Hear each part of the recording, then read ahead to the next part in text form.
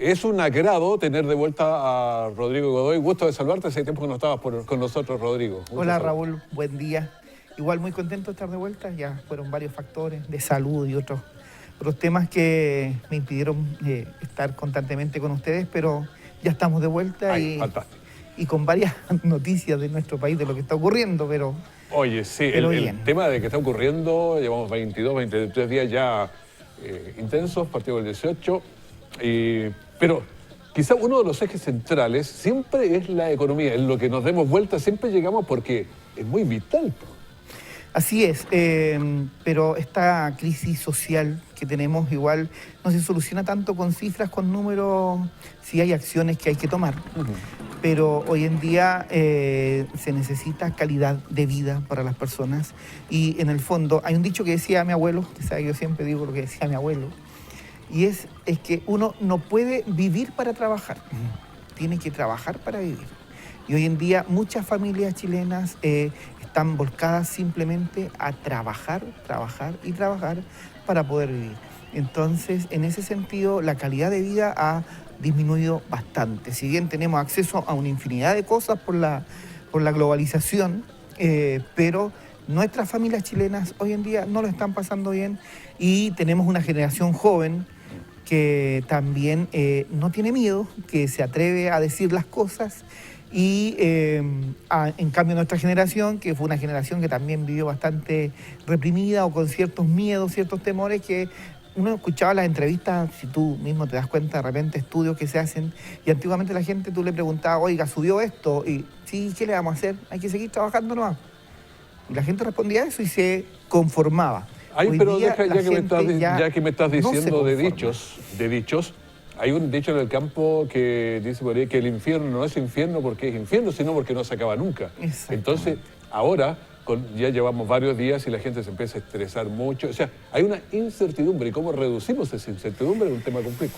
Mira, yo tengo dos posturas generales que no son propiamente mías, pero sí de lo que he leído, de lo que he visto en general. Y gran parte de esto es el maltrato de la élite hacia la población. Entonces, tanto desde el punto de vista laboral como desde el punto de vista de logros personales, individuales de la gente, hacia el resto, a mirar en menos al resto. El maltrato desde el punto de vista de los sueldos bajos de las empresas, el maltrato desde el punto de vista de las grandes utilidades que vemos hoy en día en las empresas grandes. Lo hemos conversado aquí cuando de repente tú pides un crédito de 5 millones y tienes que pagar el doble en 3 años. Exactamente, o sea, y eso está permitido y es normal, o sea, que tú pidas un crédito hipotecario de una casa que vale, por ejemplo, en promedio, acá hablemos de nuestra zona, en Linares, 50, 60 millones de pesos lo que puede acceder una familia, y terminas pagando 100, 120 millones de pesos, y eso es normal y te vas feliz porque tuviste un crédito hipotecario, claro. O sea, y te metieron en la mente y en la cabeza de que, oye, pero lograste el crédito hipotecario, pero voy a pagar 100 millones de pesos por una casa que vale 50, o sea, en crédito me lo prorratean a tantos años, a 20, 25 años, y voy a pagar un dividendo tanto, pero le voy a pagar el doble al banco. O sea, ¿cuál es la utilidad que se está llevando ese banco? Todos los resguardos que toma el banco para pasarte plata, para el solo hecho de a ti, porque tú trabajas y tienes la capacidad para poder endeudarte, pero por eso, ni por eso te lo valoran. Te castigan esto, que te va a pasar esto, que te va a pasar esto otro, y así todos crean unas tasas de riesgo tremendamente altas, lo que hace que tú pagues después un valor muy alto por algo que te pasaron hoy en día. Entonces, esas son las cosas que no se pueden permitir y que, de alguna manera, como te decía, la primera etapa que yo veo de un lado, desde el punto de vista privado, este abuso de la élite hacia la población, y está el otro lado político, la poca empatía y la ineficiencia política para tomar las reformas que haya que tomar para que las cosas sean justas. Como lo decía mucha gente, nadie pide que le regalen las cosas, pero que me cobren lo justo. Yo no puedo estar pagando cuentas de luz tremendamente abultadas a lo que pagábamos antiguamente, a lo que se está pagando hoy en día. O sea, si tú miras los estados financieros de las empresas eléctricas que están a disposición porque son sociedades anónimas, el tema es que no todos nos preocupamos de eso ni todos los vemos. Pero si todo el mundo sabe leerlo. Vea las utilidades que tienen estas empresas hoy en día, o sea, son millonarias, multimillonarias. ¿Y por qué no atacar con impuestos a las utilidades de esa empresa? Si yo no puedo atacar con un impuesto hacia las personas, yo tengo que atacar un impuesto a las utilidades de estas empresas. Y esas cosas sí se pueden hacer. pero no hay voluntad para hacerlo. Y se dan vuelta y se tiran la pelota unos con otros, de un lado para otro, y no solucionan. Acabas de decirlo tú, ¿cuántos días llevamos del conflicto? Desde el 18 de octubre, si no me equivoco, que empezó esto. El 20, que fue el día más crítico, si no me equivoco, 2022. Entonces, nos damos cuenta de que no se ha hecho, no se ha avanzado en cosas concretas que la gente está pidiendo. ¿Cuántas protestas hemos analizado y hemos visto en las noticias, tú mismo que trabaja en medios de comunicación? Vimos por años que la gente que está convocada a la marcha por 2 más FP, se convocó a la marcha por salud. Y salen los políticos y dicen, oye, qué bonito, qué bueno, en democracia es bueno manifestarse. Pero ¿cómo le solucionamos los problemas a esa gente? ¿Escucharon a esa gente que reclamaba? ¿Ven los problemas que tiene la gente? No los ven. Entonces, esa es la poca empatía que hay desde el mundo político con las situaciones de las personas reales, de solucionarle sus problemas. Y desde el punto de vista de la economía, está la responsabilidad económica. Si bien hay un país, hay un crecimiento que controlar, una inflación que controlar, pero las cosas se pueden hacer. Todo se puede hacer. Todo es una ecuación que yo la puedo equilibrar por un lado, por otro lado, pero no nos podemos llenar de subsidios como lo están haciendo ahora, donde la carga más alta se la está llevando el Estado y las empresas siguen libres, las farmacias siguen libres porque les van a dar un subsidio a las personas para poder comprar remedios, pero la farmacia grande va a seguir vendiendo a los valores, a los destajos que ellos quieran. Estamos con la receta equivocada. Estamos con la receta equivocada. El camino de los subsidios no es el mejor camino y eso ya está demostrado. Ya lo vimos a través de los otros años, a través de los otros gobiernos, donde también nos hemos llenado de subsidios a los jóvenes, a la mujer trabajadora, para complementar ciertos ingresos. Anda con 5 subsidios en el bolsillo, pero finalmente no te va a alcanzar igual. Exactamente, y la brecha sigue aumentando. Si esto es un tema de desigualdad, y la desigualdad indica que esta brecha entre los que ganan más y los que ganan menos se tiene que ir acortando, no se tiene que ir alargando. En Europa, Estados Unidos, en varias partes. La otra vez conversaba con Fernando Díaz, ¿te acuerdas? Que en paz descanse, buena persona. Pero hacía un estudio, el mismo banco en España y aquí. Allá te cobra 12, acá te cobra 12. Sí, pero ¿por qué? Si es el mismo banco, las mismas cosas. Entonces es muy... ¿Por qué? Porque cada empresa se tiene que adaptar a las leyes de cada país. Entonces, las multinacionales hacen lo que quieren y se aprovechan en los países subdesarrollados donde todavía no hay una conciencia completa por parte de sus políticos desde el punto de vista de proteger la economía y velar por la igualdad de parte de todos, cosa que las economías ya más desarrolladas tienen claramente esto y perfectamente ese banco, ¿por qué subsiste en una economía desarrollada cuando tiene mayores aprehensiones, tiene menores utilidades, pero está ganando igual? Pero le entrega el beneficio a más personas y más personas tienen acceso a ese banco. Cuando aquí ese banco hoy día es prácticamente un banco para personas exclusivas con un cierto ingreso, porque de hecho para abrir una cuenta corriente, de hecho ya es como la entrada. Claro, al mayor valor, menos personas van a poder ingresar, pero pagan más. Lo mismo. Entre más ingresos tengas, vas a ser parte de este banco, pero personas que ganen de este sueldo bajo no van a ser parte de este banco, porque para mí no me va a servir, no va a tener la capacidad económica para pagar los préstamos o no me va a generar el ahorro suficiente para la colocación de dinero que yo quiero tener como empresa. Entonces, todas esas cosas hoy día están segmentadas, están marcadas. El mercado hoy día está muy estigmatizado desde el punto de vista de que hay ciertos bienes de consumo para un cierto grupo y hay otros ciertos bienes de consumo para otro grupo. Ese es el tema. Pero es un tema grande que hay que verlo. Yo lo que sí veo es que de repente, ¿sabes qué estaban tratando los políticos ayer? ¿Cómo se funcionaba la tierra de hoja en Chile, po? O sea, escuchaba un par de cosas, pero hablando de otros temas que no tienen nada que ver, yo con este lío que tengo tendría todo el Parlamento, es el segundo poder del Estado, o sea, oye, pensemos en la cuestión.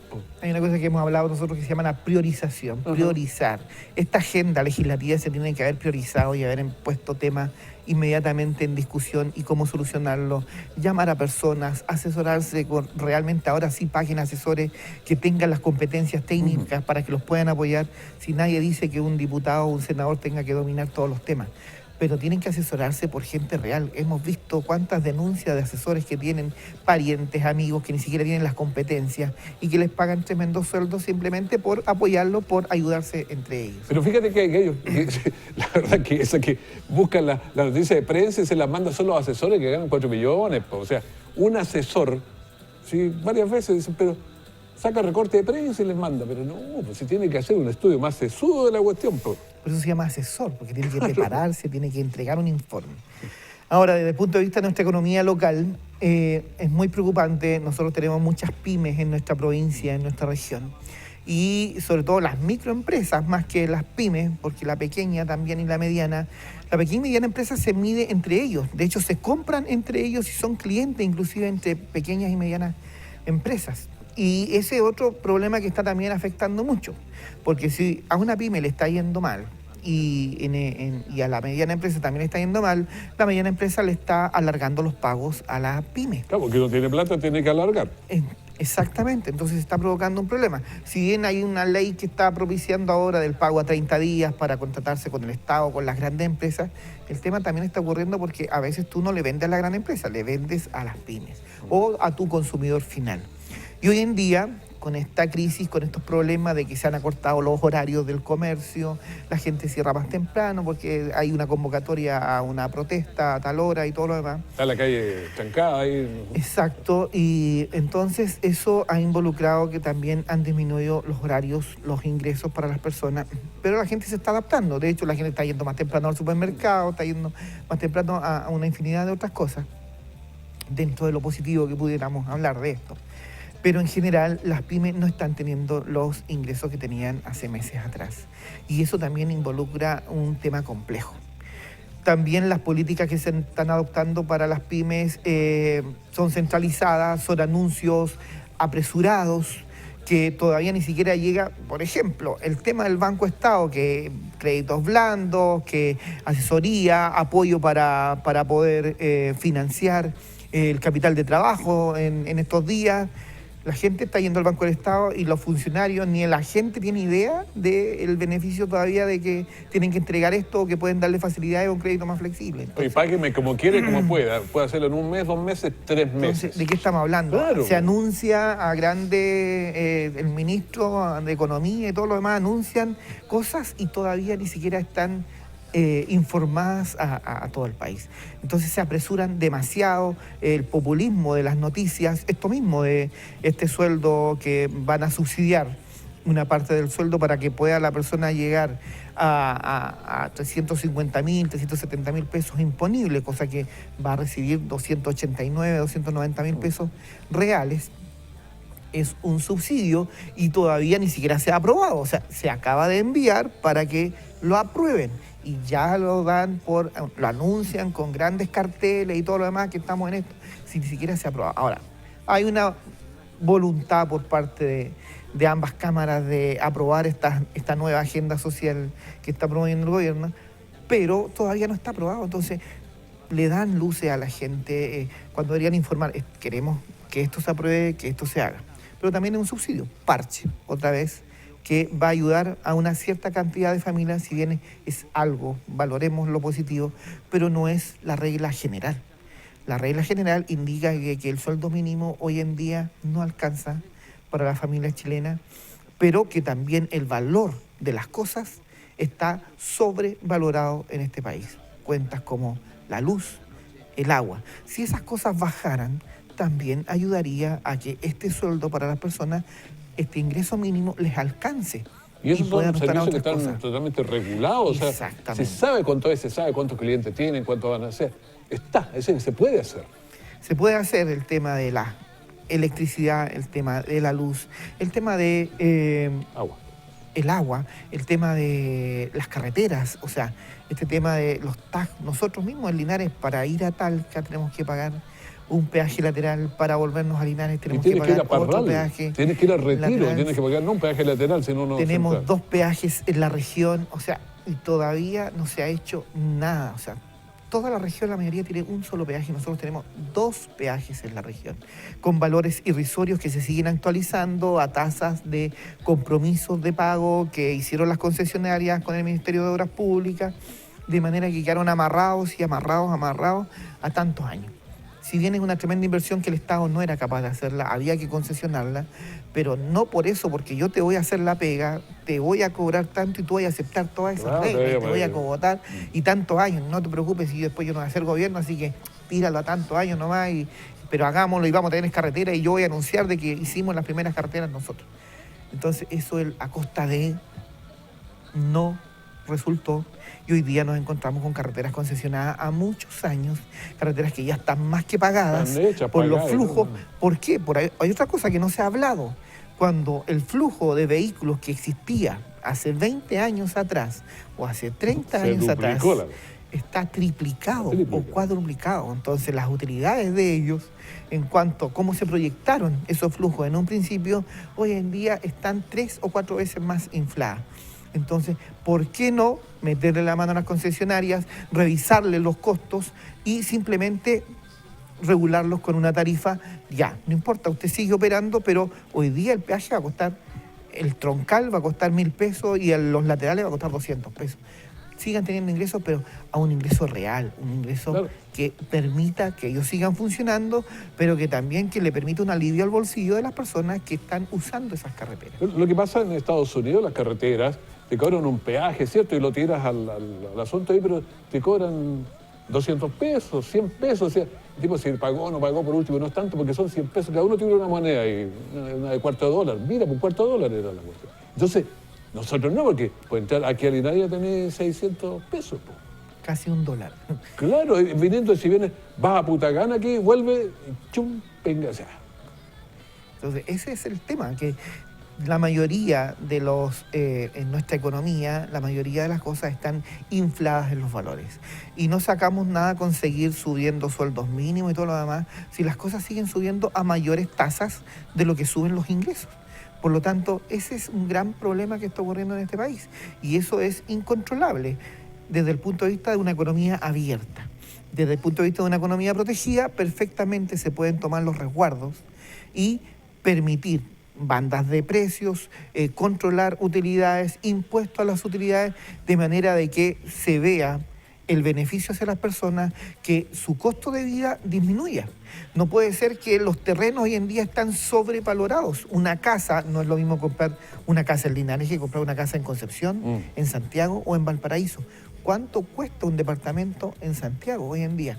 Entonces, está todo sobreinflado, todo está en una burbuja de valor. Claro. Y Linares ya inclusive ha sobrepasado valores que no corresponden al valor que está la tierra, al valor de las cosas. Entonces, todo se infla con factores externos que el propio sistema va creando de manera de resguardar a quienes, a los grandes capitales que van a invertir para mejorar esto. Entonces, eso es lo que hoy en día la gente tiene que luchar y las transformaciones que tienen que hacer los gobiernos, los parlamentarios, tienen que apuntar a medidas a largo plazo, de manera que haya una regulación, un mayor control desde el punto de vista de las utilidades de las grandes empresas y en cuanto a los valores de los servicios que se está cobrando. Yo veo parlamentario, porque me refiero a veces al Congreso porque es el segundo poder del Estado, o sea, es un poder del Estado, pero lo veo que andan, no sé, no apuntando los problemas reales, como que el problema va acá y disparan para el otro lado. Como te decía, es cuestión de ver lo que están legislando en el día, métanse ahí. Están hablando de otras cosas. La empatía, si ese es el tema de no conocer la realidad de las personas. ¿Cuándo un parlamentario conoce la realidad de las personas? Cuando hace campaña, cuando ya tiene todo un equipo de avanzada que le preparó todo en la población listo para ir a visitar y el tipo se baja del auto, camina 3 pasos, saluda a un par de personas, está en una pequeña reunión y se va. Si ni siquiera conoce la realidad de la población, ni siquiera conoce la realidad de las personas. Hacen caricaturas de que salía a tomar 11 con la señora Juanita, aquí tomando 11 con la señora Juanita. Utilizan a la señora Juanita. Entonces, y la gente se presta para eso. Gente que se vende por una empanada en campaña, por una canasta familiar, por una torta, por una infinidad de cosas que uno visitaba personas desde el punto de vista laboral por otras cosas y nos encontrábamos con gente que simplemente no quería ir a votar y por eso hoy día tenemos los parlamentarios que tenemos, porque entre menos gente vote, claro, van a ser elegidos por sus propios amigos, su gente cercana que va a ir a votar y no son representativos de la mayoría. Y la gente lo permitió. Entonces también nosotros tenemos que hacer un mea culpa, los chilenos, de que en general no concurrimos a las urnas a votar y no elegimos a quien realmente, o no levantamos los candidatos que realmente tenían que levantarse. Entonces la gente muchas veces, como volviendo al tema, votaba simplemente por el que me dé más, que me ofrece más en la campaña. Y eso es un tema educacional que es un error garrafal Y volvemos a tocar un tema que es la educación en este país, que realmente no es de calidad. Y parte muy abajo. Y parte de muy abajo. El que llega a la media, el de la media dice, sí, ¿qué va a hacer? Pues si la base que traen. El que llega a la universidad dice, sí, pero mire la base que traen. Las brechas son muy grandes, que es una brecha en cuanto al conocimiento que se le entrega a un estudiante desde la enseñanza básica, pasando por la enseñanza media y llegar a una educación técnico-profesional o a una educación superior a través de carreras universitarias. Entonces, hay mucha brecha entre esos aprendizajes, entre las personas que estudiaron en un colegio estatal, una escuela estatal, y una escuela particular subvencionada y una escuela privada. Tenemos 3 niveles. ¿Pero qué sacas con tener un título universitario si tus competencias no son suficientes? Yo creo que la comunidad o las empresas, todos se van a dar cuenta después. La universidad tanto no sabe.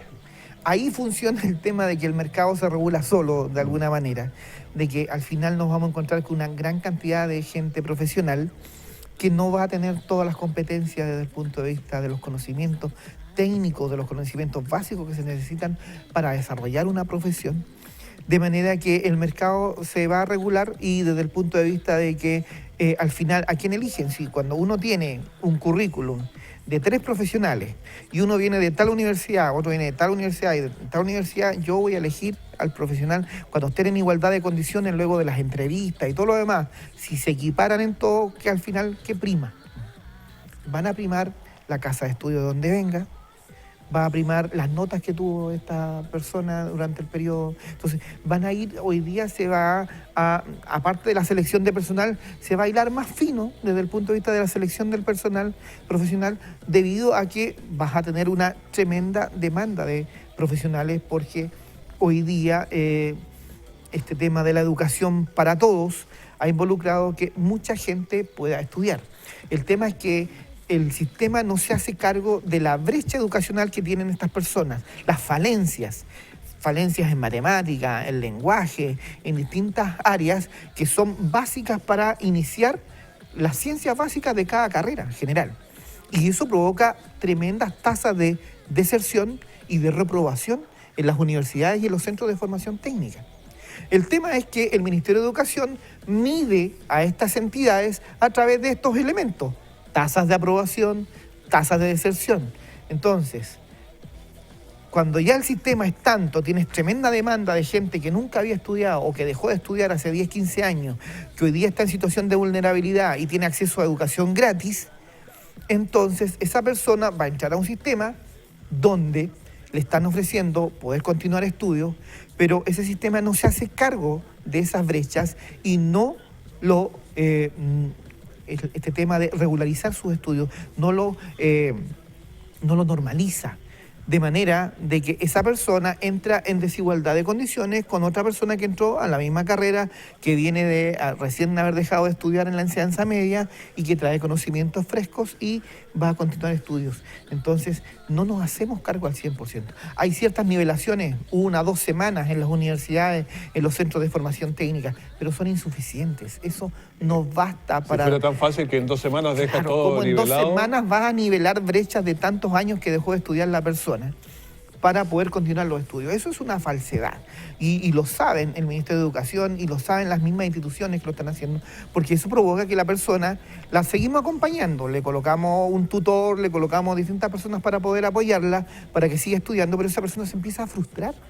Y la estamos metiendo en un sistema donde a esa persona le cuesta estudiar, pero le estamos diciendo, no, sí, usted puede estudiar, pero no se preocupe, sí, igual va a aprobar. Entonces viene la institución y genera política, mensajes subliminales y todo lo demás. Y a veces no tan directo. Mire, te cuento un cosito. Y hay que aprobar a los alumnos porque no puedo bajar mis tasas de, no puedo aumentar mis tasas de deserción y tampoco puedo bajar mis tasas de aprobación. Mira, yo hacía clases en la universidad y recuerdo que me dicen, este señor tiene que pasar, pero yo le dije, no va a pasar conmigo. Pero ¿por qué no? Porque yo el año pasado ya tuve un problema con él, faltó muchas veces y le dije que quedaba, pero extremadamente condicional.